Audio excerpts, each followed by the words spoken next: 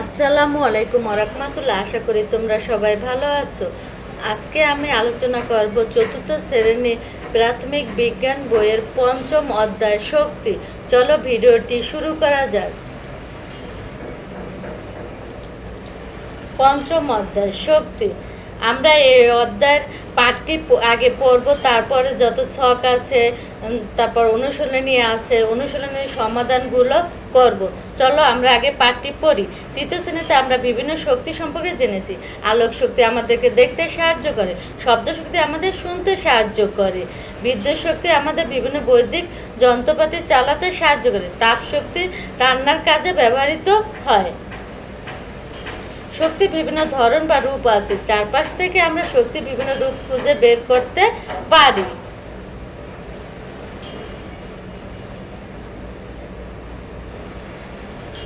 ঘটনা ও সংশ্লিষ্ট শক্তি। চলো আমরা এই ছকটি পূরণ করে আসি।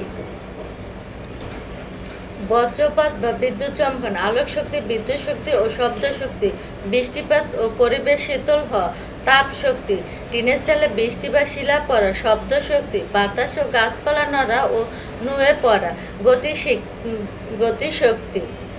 চলো আমরা বইতে ফিরে যাই। সারসংক্ষেপ: বিদ্যুৎ চমকানো ঘটনার সাথে আলো ঝলকানি দেখা যায়, কাজে আলোক শক্তির সাথে জড়িত। বৃষ্টিপাত হলে আশেপাশে পরিবেশ শীতল হয়ে যায়, ফলে এতে তাপ শক্তির প্রভাব রয়েছে। বজ্রপাত হলে ঘরের চালে বৃষ্টি বা শিলা পড়ে, শব্দ শক্তি তৈরি হয়। বাতাসে গতিশক্তি থাকায় গাছপালা নড়ে ও নুড়ে পড়ে। আকাশে বিদ্যুৎ চমকানোর সাথে সাথে আরেকটি শক্তি জড়িত হয়, তা হলো বিদ্যুৎ শক্তি। উপরের গাড়িটি ভালোভাবে দেখো এবং এর সাথে কি কি শক্তি সম্পৃক্ত আছে তা ছকে লিখে উপরের এই গাড়ির চিত্রটি আমাদের দেখতে হবে। এর সাথে কি কি শক্তি জড়িত আছে এই ছকে লিখতে হবে। চলো আমরা ছকটি পূরণ করে আসি। গাড়ির অংশ কোন শক্তি সম্পৃক্ত? ব্যাটারি। রাসায়নিক শক্তি: জ্বালানি তেল। রাসায়নিক শক্তি: হেডলাইট আলোক শক্তি, হর্ন শব্দ শক্তি, চাকা যান্ত্রিক শক্তি। চলো বইতে ফিরে যাই। গাড়ির ব্যাটারি এবং তেলে রাসায়নিক শক্তি জমা থাকে। হেডলাইটগুলো আলোক শক্তি দিয়ে সামনের রাস্তাকে আলোকিত করে এবং হর্ন শব্দ শক্তি তৈরি করে। গাড়ির ব্যাটারি থেকে হেডলাইট এবং গাড়ির হর্ন বৈদ্যুতিক শক্তি পায়। গাড়ির চাকার সাথে গতিশক্তি জড়িত। গতিশক্তির বিভিন্ন রূপ সম্পর্কে আরও কিছু জানি। তাপ শক্তি: একটি বস্তু যত বেশি গরম হয় তাতে তাপ শক্তি তত বেশি থাকে। যেমন 1 কাপ গরম পানিতে 1 কাপ ঠান্ডা পানির চেয়ে বেশি তাপ শক্তি রয়েছে। আবার তাপ শক্তি এক বস্তু থেকে অন্য বস্তুতে স্থানান্তরিত হতে পারে। যেমন গরম পানি সহ একটি গ্লাসের ক্ষেত্রে পানির ক্ষেত্রে গ্লাসের তাপ স্থানান্তর হয়।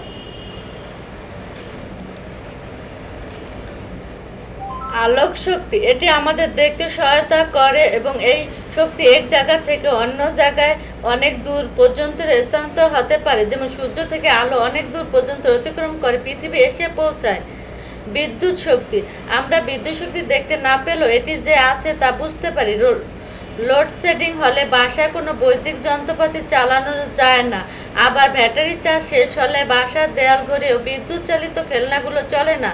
শব্দ শক্তি: শব্দ হলো এক ধরনের শক্তি যা আমরা শুনতে পাই। বস্তু কম্পনের ফলে শব্দ তৈরি হয়। যেমন স্কুলের ঘন্টা বাজলে এটি কেঁপে ওঠে এবং আমরা শব্দ শুনতে পাই।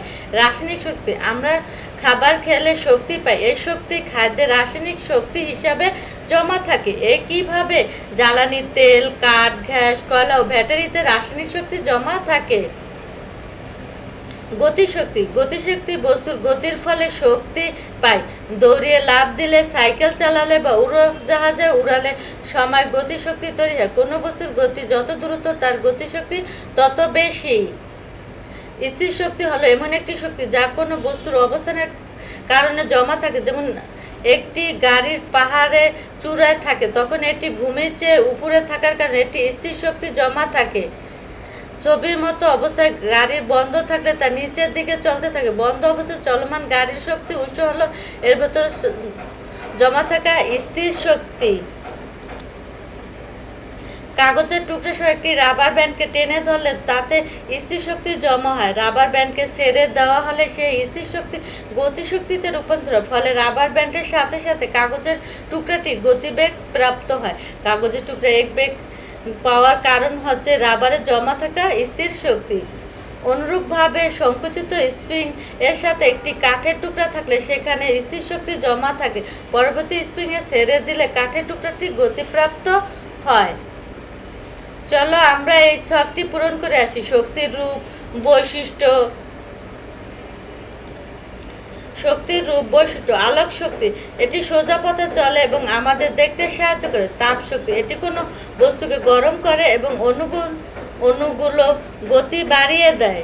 বিদ্যুৎ শক্তি, এটি তারের মধ্যে দিয়ে প্রবাহিত হয় ইলেকট্রনিক যন্ত্রপাতি চালায়। শব্দ শক্তি, এটি কম্পনের মাধ্যমে তৈরি হয় এবং আমাদের কানে শোনার অনুভূতির জায়গায়। রাসায়নিক শক্তি, এটি খাবার বা জ্বালানির মধ্যে জমা থাকে। চলো বইতে ফিরে যাই। শক্তির উৎস। দৈনন্দিন জীবনে আমরা বিভিন্ন পরিবর্তন দেখতে পাই যা পেছনে কোনো না কোনো শক্তির উৎস কাজ করে। যেমন গাড়ি চালাতে রাসায়নিক শক্তির প্রয়োজন হয়। এই রাসায়নিক শক্তি তেল বা গ্যাস থেকে পাওয়া যায়। মোবাইল চার্জের ক্ষেত্রে কোনো শক্তি উৎস হিসাবে কাজ করে, আমরা কি তা জানি? এসো আমরা একটি মজার কাজ করি। Mobile charge. টর্চ থেকে আলো বের হচ্ছে। এই ছকটি আমাদের পূরণ করে আসি। চলো আমরা ছকটি পূরণ করে আসি। ঘটনা, শক্তি কোন রূপ উৎস হিসাবে কাজ করে? ঘূর্ণিঘোড়া, বাতাসের গতিশক্তি, পাহাড় উপর থেকে পাথর গড়িয়ে পড়া। বিপন্ন শক্তি পড়ার সময় গতিশক্তিতে রূপান্তরিত হয়। গ্যাসের চুলা রান্না করা রাসায়নিক শক্তি বা তাপ শক্তি হিসাবে নির্গত হয়। মোবাইল চার্জ করা বিদ্যুৎ শক্তি। টর্চ থেকে আলো ছড়ানো রাসায়নিক শক্তি বা ব্যাটারি থেকে বিদ্যুৎ ওর উপরে আলো, পরে আলো। চলো বইতে। সারসংক্ষেপ, বাতাসে গতিশক্তি কাজে লাগে ঘূর্ণিঝড়ে পাহাড়ের উপর থেকে গড়িয়ে পড়া পাথরের শক্তি উৎস হলো এতে জমা থাকা স্থির শক্তি। গ্যাসের চুলা গ্যাসের শক্তি উৎস হলো রাসায়নিক শক্তি। মোবাইল চার্জের বেলায় বিদ্যুৎ শক্তি উৎস হিসাবে কাজ করে। টর্চ থেকে আলো পাওয়ার জন্য ব্যাটারি দরকার হয়, তাই টর্চ থেকে আলো ছড়ানোর ক্ষেত্রে রাসায়নিক শক্তি উৎস হিসাবে কাজ করে।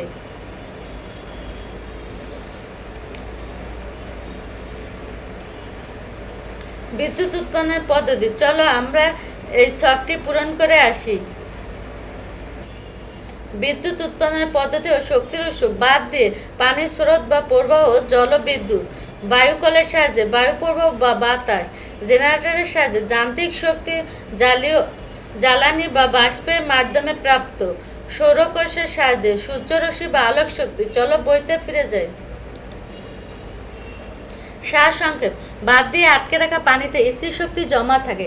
বাঁধের জলাধারে সঞ্চিত পানি ছেড়ে দেওয়া হলো তা বয়ে যেতে থাকে। বয়ে যাওয়া পানি একটি জেনারেটরের সাথে সংযুক্ত টারবাইনটিকে ঘুরে বিদ্যুৎ তৈরি করে। এই ক্ষেত্রে শক্তির উৎস হলো পানিতে থাকা স্থির শক্তি। বায়ু কলে বাতাসে ব্যবহার করে ব্লেডগুলোকে ঘুরে বিদ্যুৎ উৎপাদনও করা যায়। এক্ষেত্রে শক্তির উৎস হলো বাতাসের গতিশক্তি। জ্বালানি তেল ব্যবহার করে জেনারেটর বিদ্যুৎ উৎপন্ন করে। এক্ষেত্রে বিদ্যুৎ উৎপাদনে ব্যবহার করা শক্তির উৎস হলো রাসায়নিক শক্তি। সৌরশক্তি উৎপাদনের জন্য আলোক শক্তি দরকার হয়, তাই সৌরকোষের সাহায্যে উৎপন্ন বিদ্যুৎ উৎস হলো আলোক শক্তি। শক্তির দায়িত্বশীল ব্যবহার, শক্তি সঞ্চয় করা, শক্তি অপচয় কমানো, নবায়নযোগ্য শক্তিগুলো বেশি ব্যবহার করাই হলো শক্তির দায়িত্বশীল ব্যবহার।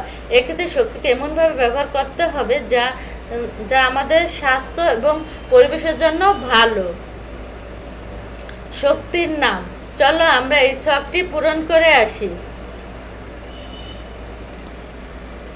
আলোক শক্তি, দিনের বেলা জ্বালানো পর্দা খুলে সূর্যের আলো ব্যবহার করা। বিদ্যুৎ শক্তি, অপ্রয়োজনীয় ফ্যান ও লাইটের সুইচ বন্ধ রাখা। শব্দ শক্তি, উচ্চ শব্দে লাউড স্পিকারে না বাজিয়ে কানের সঙ্গে মাত্রা শব্দ রাখা। তাপ শক্তি, রান্নার কাজ শেষ হওয়ার সাথে সাথে চুলার গ্যাস বন্ধ করা। চলো বইতে ফিরে যাই। শক্তি দায়িত্বশীল ব্যবহার করতে সূর্য ওঠার সাথে সাথে ঘুম থেকে উঠতে হবে, যাতে সূর্যের আলোকে কাজে লাগানো যায়। শক্তি খরচ কম হয় এমন বাল্ব ব্যবহার করলে বৈদ্যুতিক শক্তি যথাযথ ব্যবহার করা। শব্দ শক্তি দায়িত্বশীল ব্যবহারের জন্য হাসপাতালের কাছাকাছি এলাকায় বিনা অপ্রয়োজনে হর্ন বাজানো এড়িয়ে চলা। তাপ শক্তি সঠিক ব্যবহার করতে খোলা মগে পরিবর্তে একটি ভালো মানের ফ্লাক্স ও গরম পানি রাখা উচিত। নিচের ছবিগুলো দেখি কিভাবে শক্তির দায়িত্বশীল ব্যবহার করা যায় তা নিচের ছকে লিখি। একটা ক্লাসরুম, ল্যাপটপ ব্যবহারের শেষে অপ্রয়োজনীয় গ্যাসের চুলা জ্বলছে, পানির ট্যাঙ্ক থেকে পানি উপড়ে পড়ছে। চলো আমরা এই ছকটি পূরণ করে আসি। তুমি ক্লাসরুমে ছেড়ে যাওয়ার সর্বশেষ শিক্ষার্থী। ফ্যান ও লাইটের সুইচ বন্ধ করে বের হওয়া। কম্পিউটার বা ল্যাপটপ ব্যবহার শেষ হয়েছে, শাটডাউন করা বা মেন পাওয়ার সুইচ বন্ধ করা। অপ্রয়োজনীয় গ্যাসের চুলা জ্বলছে, দ্রুত চুলাটি নিভিয়ে ফেলা। বাসার ছাদে পানির ট্যাঙ্ক থেকে পানি উপচে পড়ছে, পানির পাম্প বন্ধ করা এবং পানির অপচয় রোধ করা। চলো বইতে ফিরে যাই।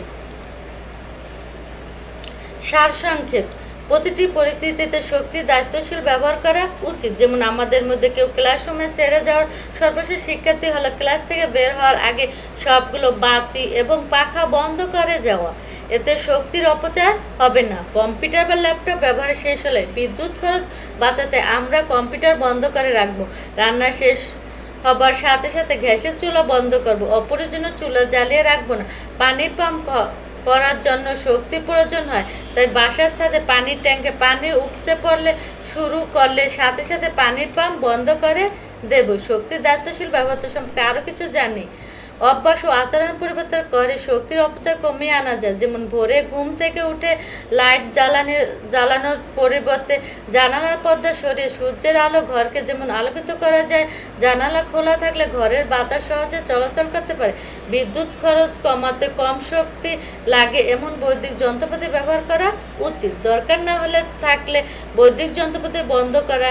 চার্জ দেওয়া শেষ হলে মোবাইল চার্জের বৈদ্যুতিক সংযোগ খুলে রাখা। প্রয়োজনের শেষে ফ্রিজের দরজা বন্ধ করা উচিত। অনেক দিনের জন্য বাসা থেকে বের হওয়ার আগে বৈদ্যুতিক যন্ত্রপাতি এবং পানির কল ভালোভাবে বন্ধ করে যাওয়া উচিত। তাপশক্তি অপচয় কমাতে তাড়াতাড়ি রান্না হয় এবং পাত্র ব্যবহার করা যেতে পারে। রান্নার সময় পাত্র ঢেকে রাখলে দ্রুত রান্না হয়। শীতকালে পানি গরম রাখার জন্য ফ্লাক্স ব্যবহার করার মাধ্যমে তাপশক্তি সাশ্রয় করা যেতে পারে।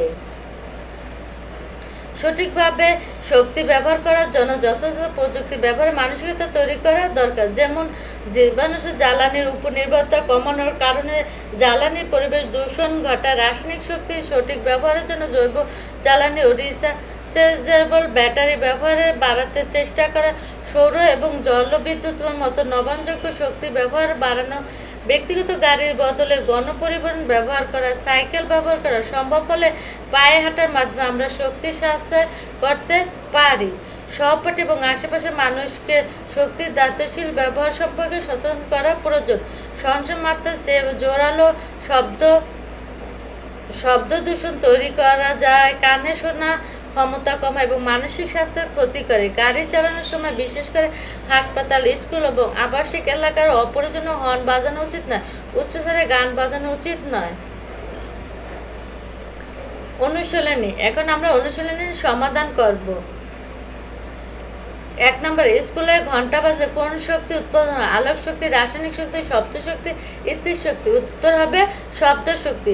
নিচের কোনটি বিদ্যুৎ উৎপাদনের উৎস নয়? তেল, সূর্যের আলো, চাঁদের আলো, বাতাস।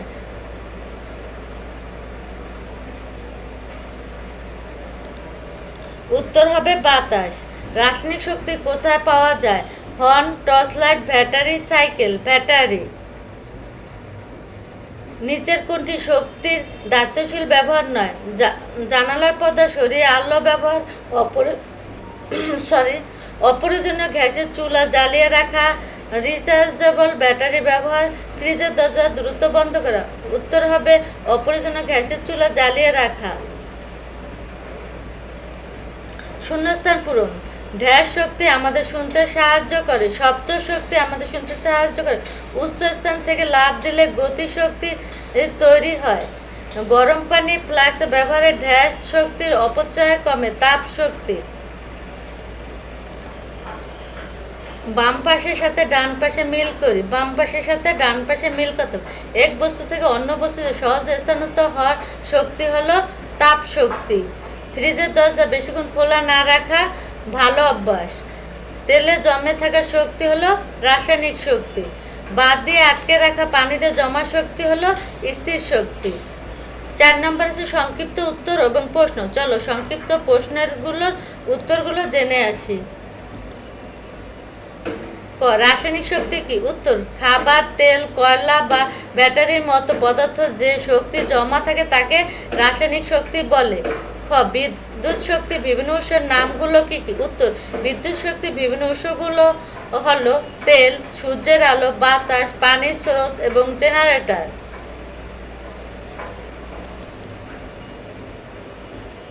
5 নম্বর বর্ণনামূলক প্রশ্ন। চলো বর্ণনামূলক প্রশ্নের উত্তরগুলো জেনে আসি।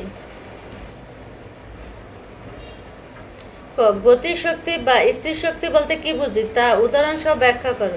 উত্তর, গতিশক্তি কোনো চলন্ত বা গতিশীল বস্তুর মধ্যে যে গতি থাকে তাকে গতিশক্তি বলে। উদাহরণ, পাহাড়ের উপর থেকে পাথর গড়িয়ে পড়ার সময় যে শক্তি তৈরি হয় তা হলো গতিশক্তি। স্থির শক্তি কোনো বস্তু তার অবস্থানের কারণে যে শক্তি সঞ্চয় করে রাখে তাকে স্থির শক্তি বলে। উদাহরণ, বাদ দিয়ে আটকে রাখা স্থির পানিতে যে শক্তি জমা থাকে তাকে স্থির শক্তি বলে। দৈনন্দিন জীবনে শক্তির দায়িত্বশীল ব্যবহার করতে কি কি করা উচিত? উত্তর, শক্তির অপচয় রোধ এবং দায়িত্বশীল ব্যবহার আমাদের নিচের কাজগুলো করা উচিত। উত্তর, শক্তির অপচয় রোধ এবং দায়িত্বশীল ব্যবহার আমাদের নিজের কাজগুলো করা উচিত। অপ্রয়োজনীয় ঘরে বা ক্লাসের লাইট, ফ্যান এবং এসি সুইচ বন্ধ রাখা। দিনের বেলা জানালার পর্দা সরিয়ে সূর্যের আলো ব্যবহার করা। রান্নার কাজ শেষ হওয়ার সাথে সাথে গ্যাসের চুলা নিভিয়ে ফেলা। ফ্রিজের দরজা বেশিক্ষণ খোলা না রাখা। টেলিভিশন বা কম্পিউটার ব্যবহার শেষে মূল সুইচ বন্ধ করা। চলো আমরা বইতে চলে। সরি, আমার 2 নম্বর উত্তরটি ভুল হয়েছিল। এটা হবে চাঁদের আলো। তোমরা এটা ঠিক করে নিও, চাঁদের আলো।